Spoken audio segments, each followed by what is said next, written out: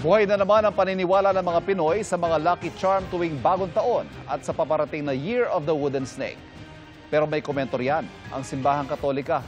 Nakatutok si Katrina Son. Sa ilang Pinoy, gaya ni Gillette na mula pa Batangas, tradisyon na ang pagbili ng Lucky Charms tuwing sasalubungin ng bagong taon.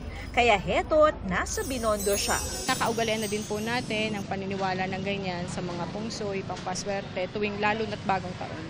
Year of the Wooden Snake ang 2025. Ano naman kaya ang Lucky Charm para rito? For 2025, ang iingatan natin ay yung health natin. Because the illness star nasa center of the house or center of the store or center ng ano. So, kailangan natin itong holo. Yes, or holy gourd. May gold bill at lucky snake coin na inilalagay sa wallet para mas magaan daw ang pasok ng pera. At syempre para naman sa mga naghahanap ng pag-ibig ngayong pagpasok ng bagong taon, may sagot dyan. Meron daw itong nine-tailed fox. Natutulong daw sa inyo na makahanap ng pag-ibig. Huwag din daw kalimutan maglagay ng prosperity basket sa mesa sa medianoche.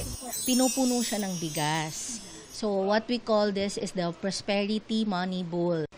So, meron din kaming tinatawag na angpao na may snake na figure. We also have the turtle for longevity. Of course, the pinya para parating pumapasok ang swerte. Mabili rin ang mga red bean po na dapat daw gamitin na pamunas pagkatapos maligo sa unang araw ng taon. Pantaboy malas din daw kasi ito. Kung di ka naman ipinanganak sa Year of the Snake, nariyan ang Tai Sui of Feng Shui God of the Year card. It will attract more blessings and prosperity. Guidance sa amin. May paalala naman ang simbahan ukol sa pagbili ng mga Lucky Charms. Kung punto de vista ng simbahan, hindi naman natin ina-allow at ini-encourage yung pagbibili ng Lucky Charm. Ang makakatulong talaga sa atin para makamtan man natin kung ano man ang mga mitiin natin para sa buhay, walang iba kundi ang Diyos. Para sa GMA Integrated News, Katrina Son, nakatutok 24 oras.